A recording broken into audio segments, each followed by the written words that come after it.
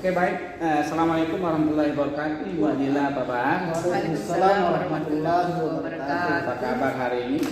Alhamdulillah baik Pak Aziz. Ibu Adila, apa kabar? Hari ini kita melakukan proses coaching ya. Nah, Ibu sebagai coachnya, Bapak sebagai coachnya. Nah, sebelumnya Ibu Adila, persiapannya untuk sebagai coach ini kira-kira apa ya? Luar biasa sekali Pak Aziz, karena ini merupakan pengetahuan baru bagi saya. Jadi untuk menjadi yang terbaik lah harus menyiapkan diri memang, membaca referensi, melihat video-video tentang coaching dalam untuk melakukan persiapan coaching ini sendiri. Itu. Nah, terus hari ini saya selaku observer ya akan melihat mengamati proses coaching yang kita laksanakan hari ini ya. Nah, sebelumnya pada saat Bapak Ibu menjadi coach nanti, kompetensi apa yang Ibu mau kembangkan dalam proses coaching ini? Insya Allah Pak Aziz, dalam proses coach ini tentunya ada 3 kompetensi yang ingin saya kembangkan, yaitu bagaimana hadir secara penuh, presence ketika melaksanakan coaching ini, kemudian menjadi pendengar yang aktif, kemudian bagaimana menggali potensi dengan memberikan pertanyaan berbobot dengan sistem rasa itu. Oh iya, baik Bu ya.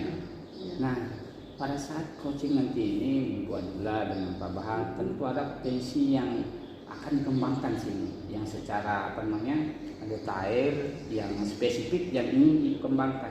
Kira-kira kompetensi yang mana itu Ibu yang kita mau kembangkan? Secara pribadi mungkin saya akan mengembangkan potensi yang pertama dulu Pak, yang presence itu, bagaimana hadir secara penuh ketika melakukan coach, supaya coach ini benar-benar mau menuangkan perasaannya ketika sedang di coaching. Iya, biasa. Terus secara spesifik tadi Ibu mau kembangkan presence ya, kehadiran penuh. Iya. Indikator ketercapaian dari pengembangan yang Ibu inginkan tadi itu kira-kira seperti apa? Artinya saya harus benar-benar hadir ketika melakukan coaching ini kepada coach, bagaimana coach itu merasa bahwa beliau betul-betul diperhatikan, dan saya juga merasa sadar diri bahwa beliau ini betul-betul memerlukan coaching dari saya. Itu bagus Bu ya. Jadi kalau seperti itu, saya selaku observer di sini, saya persilakan Ibu sebagai coach, Bapak sebagai coach untuk melakukan proses coaching ini. Kami silakan. Baik, terima kasih Pak Aziz.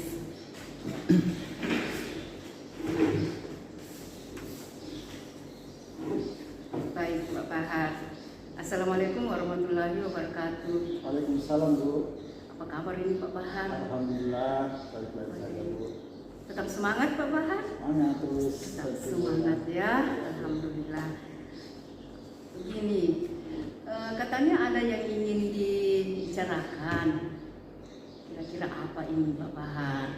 Ya, benar Bu. Jadi pada kesempatan ini saya kebetulan ingin membahas tentang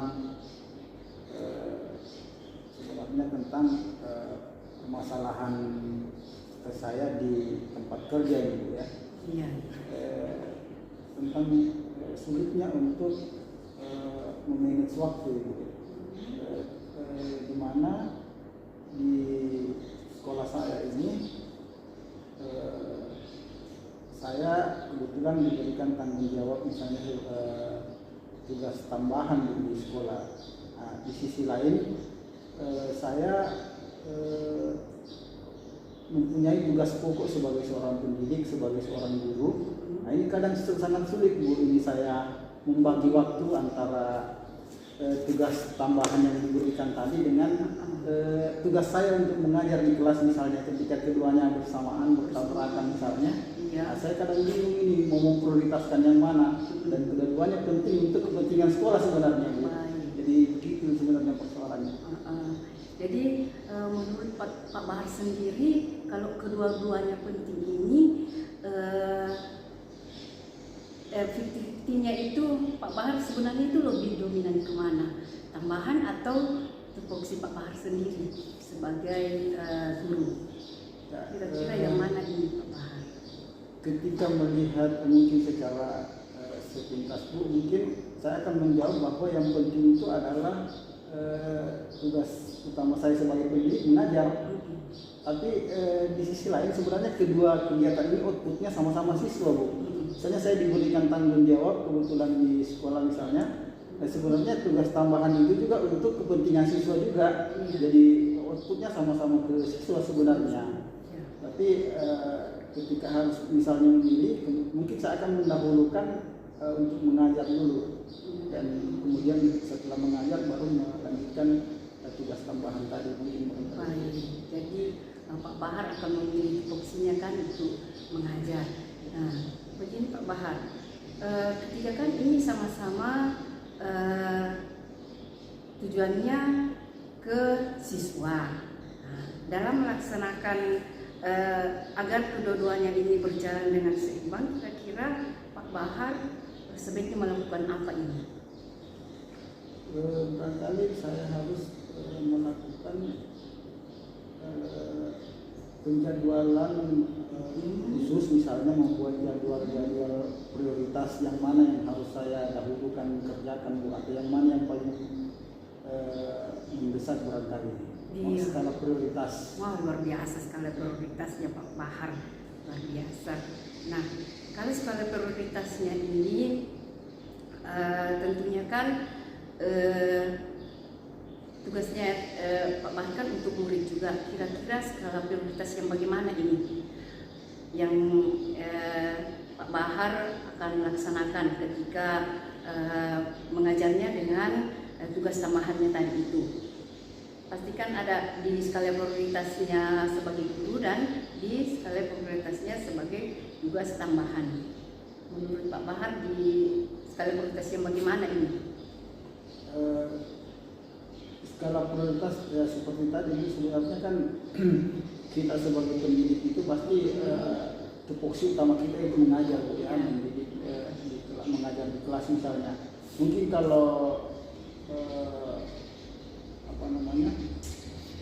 solusi lain yang bisa saya ambil di sini adalah ketika misalnya tugas tambahan tadi itu mendesak harus diselesaikan, ada solusi yang mungkin yang bisa saya ambil adalah berkomunikasi dengan teman bersejawat untuk bisa misalnya bertukar waktu mengajar misalnya. Misalnya kita ini dulu masuk di hari ini di jam itu karena ada dulu yang harus saya kerjakan, di jam minggu depan saya yang akan masuk mengajar begitu. Jadi saya bisa komunikasikan barangkali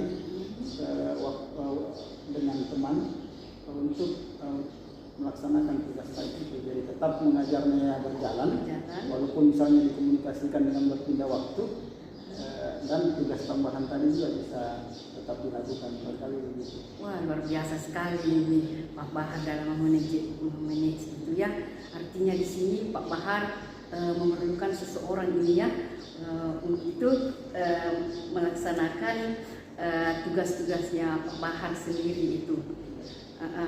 Kemudian kalau boleh tahu tugas tambahannya Pak Bahar itu seperti apa? Ya, tugas tambahan di sekolah saya itu, Bu, misalnya ketika ditunjuk untuk melakukan misalnya program kegiatan-kegiatan tertentu di sekolah. Contoh salah satunya misalnya sebagai pelaksana pekerja PKL misalnya. Nah, di mana itu waktunya itu biasa berbenturan dengan waktu mengajar, Bu. Jadi kadang pada saat pembelajaran aktif, di sisi lain itu aktif di kelas 1 dan kelas 2, kelas 3 harus PKL. Ini harus saya membuat jadwal dan sebagainya, sehingga terkadang jam mengajar saya itu itu harus saya komunikasikan ke teman supaya bisa di-handle dan diganti pada waktu yang lain. Jadi seperti itu. Jadi barangkali yang harus saya lakukan itu adalah pintar-pintar membagi waktu tadi saja. Ya, pintar-pintar membagi waktu luar biasa sekali, dan dengan adanya tentu dukungan teman ini sangat diperlukan. Nah, komunikasi itu penting sekali ya Pak Bahar ya. Kemudian kira-kira apa sih yang ingin dicapai oleh Pak Bahar ketika kedua-duanya ini bisa terlaksana ke depannya? Yang ingin dicapai tentu tolak ukurnya tadi outputnya adalah kita kembali ke siswa ya, karena kedua-duanya adalah untuk kepentingan siswa juga. Yang satu belajar di sekolah, yang BKL tadi itu belajar di industri. Jadi kedua-duanya untuk kepentingan belajar sebenarnya, cuma tempatnya saja yang berbeda. Ya. Kemudian Pak Bahar, ketika kan tadi sudah dapat nih solusinya, akan berbicara dengan teman-temannya bagaimana mengatur shiftnya. Kira-kira Pak Bahar akan melaksanakan rencana dengan teman ini kapan ini Pak Bahar? Iya, ini akan dilaksanakan pada mungkin pembelajaran di semester berikutnya, semester depannya. Mudah-mudahan ini sudah dapat berjalan secara beriringan keduanya demi tercapainya keberhasilan untuk murid. Apalagi ini kan masalah keterampilan anak-anak ya Pak Bahar di sekolahnya luar biasa sekali Pak Bahar. Kemudian tadi dari bertukar shift sendiri itu kan itu sudah dibantu oleh temannya kan. Kira-kira masih ada lagi tidak Pak Bahar temannya yang bisa membantu Pak Bahar ketika Pak Bahar akan melaksanakan tugas tambahan itu dan bertepatan dengan tugasnya Pak Bahar selain tadi temannya? Ada tidak yang bisa membantu Pak Bahar? Kekuatan ya, barangkali itu selain kekuatan tadi itu rekan sejawat, barangkali